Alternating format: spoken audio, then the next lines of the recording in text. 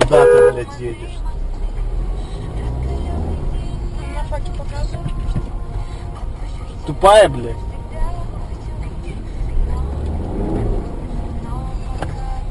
Не пропускай посильно. Будет такого. Кончено. О, сейчас сюда будут ехать. Между этими машинами.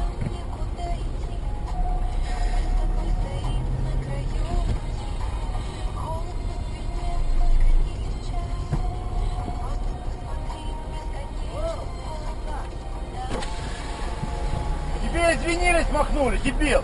Когда? Я тебя подрежу, блин. Ездить Тебе извинились, научись. кивнули. И что это значит? Ни хрена не, у тебя Ну так учись ездить.